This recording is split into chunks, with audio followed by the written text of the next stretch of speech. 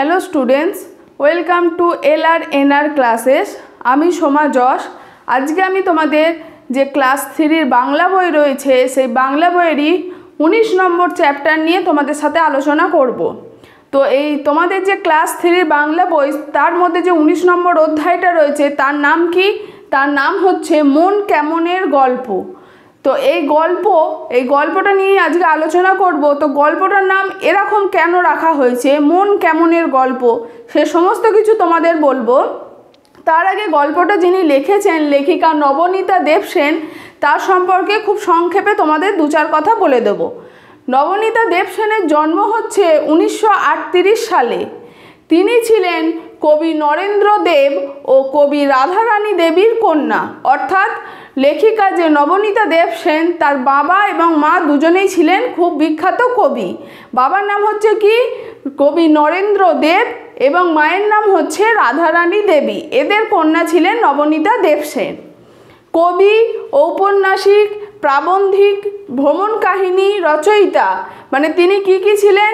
তিনি যে শুধু গল্প লিখেছেন তা না, তার সাথে সাথে কবিতা লিখেছেন। অর্থাৎ তিনি যেমন কবি ছিলেন, লেখিকা তো ছিলেনই, তার সাথে কবি, আবার ঔপন্যাসিক, মানে তার বিখ্যাত নানান রকমের সব উপন্যাস রয়েছে যেগুলো আমাদের পড়তে খুবই ভালো লাগবে। এছাড়াও প্রাবন্ধিক এবং ভ্রমণ কাহিনীও তিনি বহু রচনা করেছেন। প্রথম প্রত্যুষ, স্বাগত দেবদূত, আমি অনুপম, করুণা তোমার কোন পথ দিয়ে ইত্যাদি লেখাগুলো কিন্তু তারই রয়েছে। তাহলে কি লিখেছেন? প্রথম প্রত্যুষ, স্বাগত দেবদূত, আমি অনুপম, করুণা তোমার কোন পথ দিয়ে ইত্যাদি লেখাগুলো হচ্ছে লেখিকা নবনীতা দেবসেনের। বিশিষ্ট এগুলো হচ্ছে কি যে নবনীতা দেবসেনেরই বিশিষ্ট রচনা। কৌতুক প্রবণতা এবং অন্তরঙ্গ রচনাভঙ্গি ছিল তার লেখার বিশেষ বৈশিষ্ট্য। তাহলে তার লেখায় বিশেষ কি বৈশিষ্ট্য দেখা যায়? যে তার লেখাগুলোর মধ্যে যে বিশিষ্টতা রয়েছে বা যে আলাদা করে যে বৈশিষ্ট্য রয়েছে বা যেগুলো বোঝা যাবে যেগুলো নবনীতা দেবসেনের লেখা, সেগুলো কি? তার লেখার মধ্যে কৌতুক প্রবণতা দেখা যায়, আর দেখা যায় কি অন্তরঙ্গ রচনা ভঙ্গি। তো এতক্ষণ আমরা লেখিকা নবনীতা দেবসেনের সম্পর্কে খুব সংক্ষেপে দু চার কথা তোমাদের বললাম। এবার আমাদের আজকের যে পাঠ্য মূল যে গল্প, মন কেমনের গল্প, এই গল্পটা আমি খুব সংক্ষেপে তোমাদের সাথে আলোচনা করব, এবং সেখান থেকে কিছু প্রশ্ন লেখা আছে, সেই প্রশ্নগুলোর উত্তর আমি তোমাদের বলে দেব। তো মন কেমনের গল্প নামকরণটা দেখি যেন মনে হচ্ছে যে গল্পটার নামটা যেন ঠিক কেমন, অর্থাৎ মন কেমন করলে কি হতে পারে সেইটাই গল্পেতে লেখিকা লিখেছেন একটা ছোট বাচ্চা ছেলেকে দিয়ে, যে ছেলেটার নাম হচ্ছে রুবাই। তো এই রুবাইয়ের মন কেমন হওয়ার গল্পটা কিন্তু এই গল্পতে লেখা আছে। তো যে গল্পটা শুরু হয়েছে রুবাইকে দিয়ে, সেই দিনটা হচ্ছে মেঘলা, অর্থাৎ বৃষ্টি পড়েনি, কিন্তু আকাশ যেন খুব গুরুগম্ভীর এবং মন ভার করে রয়েছে, যে হয়তো এক্ষুনি বৃষ্টি নামতে পারে ঝমঝম করে, কিন্তু বৃষ্টি হচ্ছে না। ঠিক সেই রকম একটা পরিবেশের কথা এই গল্পের মধ্যে তোলা হয়েছে। তো এই দিনকার এই যে বৃষ্টি হব যে সময়টা, যে চারিদিক কালো আঁধার হয়ে রয়েছে, বৃষ্টি হবে মনে হচ্ছে কিন্তু হচ্ছে না, এই দিনগুলো কিন্তু রুবাইয়ের খুব পছন্দ। তো যে দিনটা ঘটনাটা ঘটছে বা যে দিনটার কথা রুবাই বলছে তার মন কেমন করছে, সেই দিনটা ছিল 15ই আগস্টের দিন। স্কুল ছুটি ছিল, রুবাইয়ের বাবারও ছুটি, রুবাইয়ের মায়েরও ছুটি। তো রুবাই একটা ছোট্ট স্কুলে পড়ে যেখানে শুধু গান আর খেলা, তাছাড়া আর কিছুই নয়। তো সেই স্কুলে রুবাইদের কি হলো, 15ই আগস্টের দিন সকালবেলায় ফ্ল্যাগ অর্থাৎ পতাকা তোলা হলো, এবং সেই পতাকা তোলার পর সেই দিনটা রুবাইদের স্কুলে জনগণ মন গানটি গাওয়ার পর স্কুল ছুটি দিয়ে দেওয়া হয়। তো রুবাই এটাই বলছে যে ছুটির দিনে যে এরকম মেঘলা, এই সময় তো সব সময় স্কুল ছুটি পাওয়া যায় না। তো আজকে না হয় ছুটির দিন বলে ছুটি পাওয়া গেছে, অর্থাৎ 15ই আগস্ট বলে সেই দিনটা রুবাই ছুটি পেয়েছে।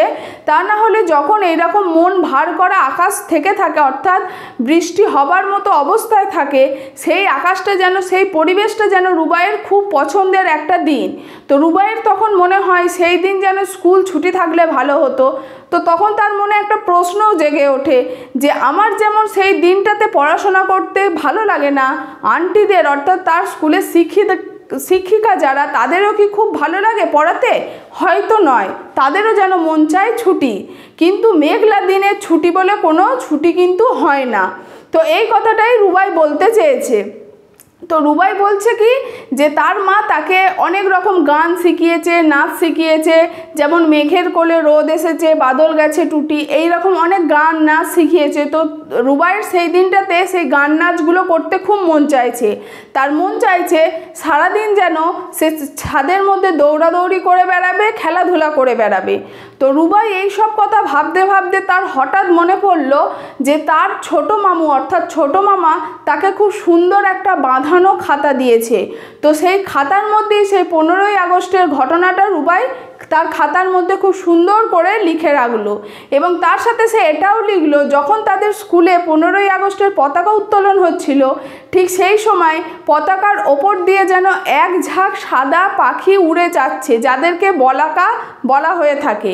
তো সেই বলাকা যেন উড়ে যাচ্ছে, তারা যেন মানে আমাদের সাথে সাথে সেই পাখিগুলো অর্থাৎ এক ঝাঁক যে পাখি উড়ে গেল তারাও যেন পতাকা উত্তোলনকে সম্মান জানিয়ে স্যালুট করে গেল। তো সেটাই রুবাই বলছে যে পাখিগুলোকে দেখতে অতি সুন্দর লাগছে, যখন সেই পরিবেশটা তৈরি হয়েছিল যে পতাকা উত্তোলন হচ্ছে, তার ওপর দিয়ে সাদা পাখিরা উড়ে যাচ্ছে, সেটা যেন খুব সুন্দর দেখতে লাগছিল। তো রুবাইয়ের মনে হয় যে এই পাখিগুলো হয়তো অন্য কোথাও অনেক দূর দেশ থেকে উড়ে আসছে, হয়তো তাদের গন্তব্য আরও অনেক দূরে, অন্য কোনো জায়গায় তারা হয়তো পৌঁছাবে, এই উড়ে উড়েই তারা যাবে।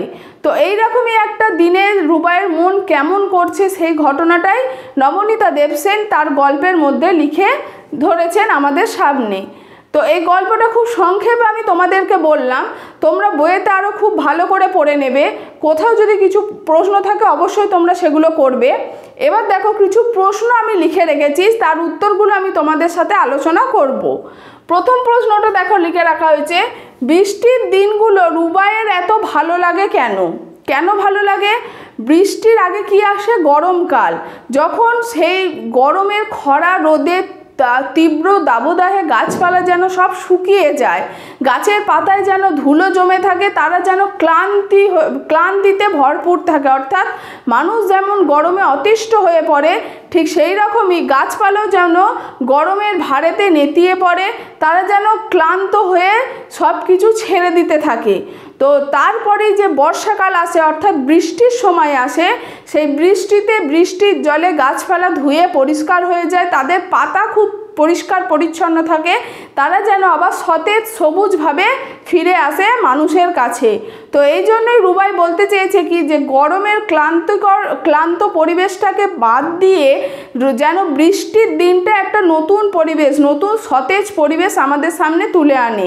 এই জন্যই রুবাইয়ের বৃষ্টির দিনগুলো খুবই ভালো লাগে। এরপর কি বলছে, আমাদের জাতীয় সঙ্গীত কোনটি? আমাদের জাতীয় সঙ্গীত কি? জনগণ মন অধিনায়ক জয় হয়ে, এটা হচ্ছে আমাদের জাতীয় সঙ্গীত। এরপর কি বলা হয়েছে, বলাকা। বলাকা বলতে কি বোঝায়? বলাকা কি?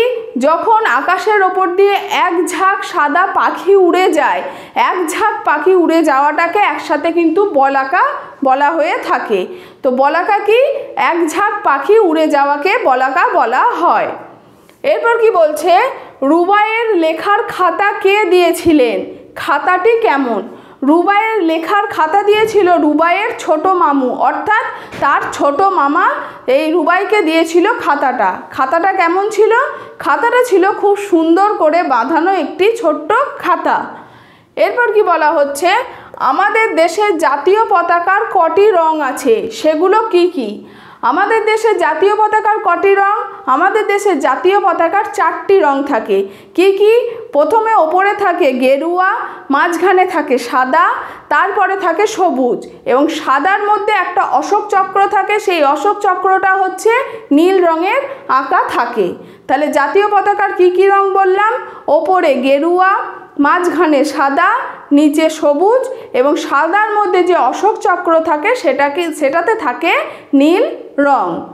তো আজকে এই মন কেমনের গল্প এই পার্টটা আমি আজকে এখানেই শেষ করলাম। যদি তোমাদের কোথাও কিছু অসুবিধা থেকে থাকে তোমরা অবশ্যই সেগুলো আমাকে কমেন্ট বক্সে জানিও, আমি চেষ্টা করব সেগুলোর উত্তর তোমাদের কাছে ফিরিয়ে দেওয়ার।